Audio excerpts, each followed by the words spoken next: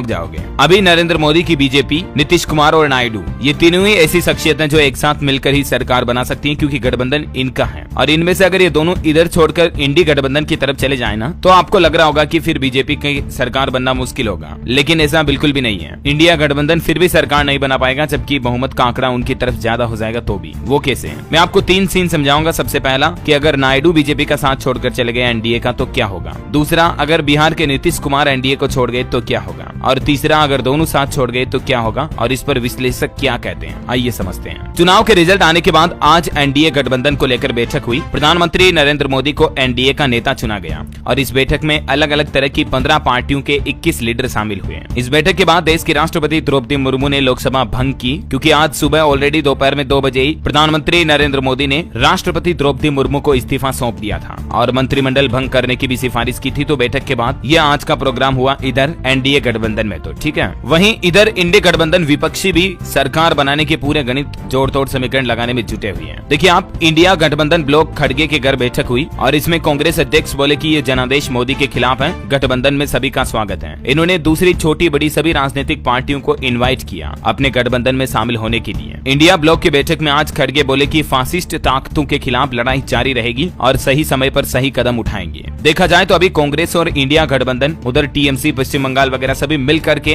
BJP सरकार को हटाने की पूरी फिराक में है, क्योंकि इस बार बीजेपी को अकेले को बहुमत नहीं मिल पाया तो सरकार बनाना थोड़ा मुश्किल जरूर होगा, लेकिन फिर भी सरकार बन पाएगी। इस बार दोस्तों भाजपा ने हिंदी बेल्ट में ही तकरीबन 71 सीटें गंवाई। उत्तर प्रदेश, राजस्थान और महाराष्ट्र में बीजेपी को सबसे ज्यादा नुकसान हुआ। यूपी में तो आपको पता ही होगा, बीजेपी के लिए चुनावी नतीजे उम्मीद से बिल्कुल परे निकले। 2019 के मुकाबले बीजेपी की सीटें 20% तक घटी। और ऐसे में अभी सबसे ज्यादा अहमियत जो सरकार बनाने के लिए जिन पार्टियों की समझी जा रही है, उनमें है दोस्तों नीतीश कुमार की जेडीयू और चंद्रबाबू नायडू की टीडीपी, क्योंकि ये दोनों हर गठबंधन के साथ बहुत महत्वपूर्ण भूमिका निभाएंगे, क्योंकि दोनों के पास अच्छी खासी सीटें भी हैं। सबसे पहले सिनेरियो 1 की बात करें तो आपको पता होगा दोस्तों, 240 सीटों पर जीत के साथ अभी भारतीय जनता पार्टी यानी कि बीजेपी सबसे बड़ी पार्टी बनकर उभरी है इस बार के लोकसभा चुनाव में। और 99 सीटों के साथ कांग्रेस भी देश की दूसरी सबसे बड़ी पार्टी बन चुकी है। हालांकि पिछले चुनावों के मुकाबले इस बार कांग्रेस ने काफी अच्छा प्रदर्शन किया, तकरीबन दुगुनी सीटें हासिल की। राहुल गांधी की मेहनत और चुनावी समझ रणनीति उनकी काम आई। और ऐसे में इन दोनों ही बड़ी पार्टियों के गठबंधन की अगर बात करें तो अभी एनडीए के खाते में 292 सीटें जाती हैं, जिसमें बीजेपी जुड़ी हुई है। और इधर इंडिया विपक्षी का जो गठबंधन है उसके खाते में टोटल सभी पार्टियों को मिलाकर 232 सीटें आई हैं, राइट। और ऐसे में जो जादुई आंकड़ा है, यानी कि बहुमत के लिए आंकड़ा है 272 का, 543 लोकसभा सीटों में से 272 जिसके पास होगी वही सरकार बना पाएगी। तो ये जादुई आंकड़ा अभी तो बीजेपी के पास है, एनडीए गठबंधन के पास मतलब। और 272 से भी 20 सीटें ज्यादा है, 292 के लगभग। लेकिन केवल बीजेपी की बात करें तो केवल बीजेपी 240 के बाद बहुमत से 32 सीटें दूर है। और ऐसे में तय है कि अगर बीजेपी को सरकार बनानी है गठबंधन की, तो टीडीपी, जेडीयू जैसे दोनों घटकों की अहम भूमिका होगी, राइट। और इधर सियासी गलियारों में चर्चाओं में बाजार गर्म है। वो ऐसे कि 16 सीटें लाने वाली पार्टी टीडीपी के मुखिया चंद्रबाबू नायडू एक बार पहले ही बीजेपी का साथ छोड़ चुके हैं, तो लोग बाग समझ रहे कि उनकी पायादारी थोड़ी कम है और वो अभी इंडी गठबंधन के साथ भी जा सकते हैं। ये मतलब बाजार में चर्चाएं चल रही है। जबकि इधर बात करें 12 सीटें जीतने वाली जेडीयू पार्टी की नीतीश कुमार की, तो उनका तो पाला बदलने का रिकॉर्ड ही रहा है। वो कभी इसके साथ, कभी उसके साथ, कभी किसके साथ, इनका कोई भरोसा नहीं है। और इसीलिए लोगों को यूं लग रहा कि बीजेपी का सरकार बनाना थोड़ा मुश्किल होगा, क्योंकि नरेंद्र, नीतीश और नायडू ट्रिपल एन साथ रहना जरूरी होगा, तभी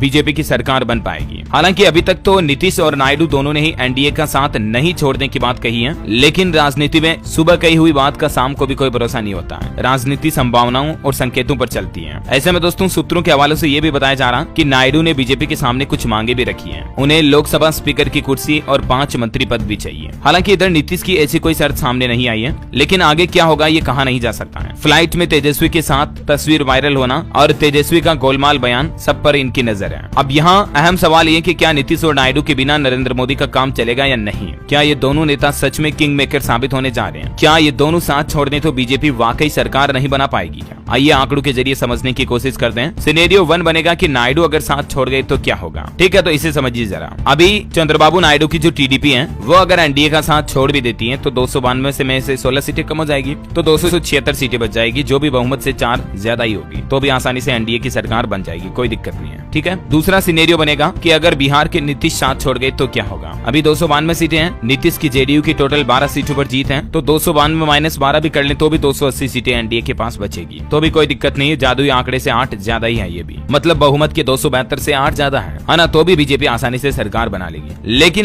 लेकिन तीसरा सिनेरियो बहुत महत्वपूर्ण होगा। अगर जेडीयू और टीडीपी दोनों साथ छोड़ गए तो क्या होगा, क्योंकि 292 सीटों में से -16 किया और -12 किया, तब जादुई आंकड़े से भी कम सीटें रह जाएगी बीजेपी के पास। ये आंकड़ा 264 पर पहुंच जाएगा, जो कि 272 से 8 सीटें कम होगी और ऐसे में बीजेपी के लिए सरकार बनाना मुश्किल होगा, राइट। लेकिन अब समझिए जरा विश्लेषक क्या कहते हैं, एक्सपर्ट। इस पर एक्सपर्ट का क्या कहना। तो एक पॉलिटिकल कैंपियन फर्म के फाउंडर अमित कुमार ये कहते हैं दोस्तों की इस परिस्थिति में भी एनडीए बड़ा गठबंधन रहेगा और 8 सीटों का जुगाड़ बीजेपी इधर उधर से आसानी से कर लेगी, क्योंकि दोस्तों इस बार के लोकसभा चुनाव में 7 तो ऐसे निर्दलीय प्रत्याशी जीते हैं जो किसी भी पार्टी में नहीं जुड़े हुए हैं। हालांकि इन 7 प्रत्याशियों में पप्पू यादव जैसे नेता हैं जो किसी भी हाल में बीजेपी में नहीं आएंगे, और अमृतपाल सिंह जैसे नेताओं को खुद बीजेपी भी नहीं लाना चाहेगी। और एक अन्य विश्लेषक विनीत कुमार का भी ये कहना है कि बीजेपी के पास कई ऐसे छोटे दलों से भी संपर्क करने का विकल्प है जो ना तो अभी एनडीए के साथ जुड़े हुए हैं, ना ही इंडिया गठबंधन के साथ जुड़े हुए हैं। वो अकेले चुनाव लड़े थे, मतलब वो निर्दलीय भी नहीं है, लेकिन छोटी छोटी पार्टियां, जैसे राजस्थान में आरएलपी आपने देखा होगा, और भी कई हर इलाके में आपको एक दो छोटी छोटी पार्टियां मिल जाएगी। तो ऐसी पार्टियों के भी कुल 18 उम्मीदवार जीत कर आए हैं। तो इन 18 में से बीजेपी आराम से 8 उम्मीदवारों को तो ले आएगी, कोई दिक्कत वाली बात है ही नहीं है ना।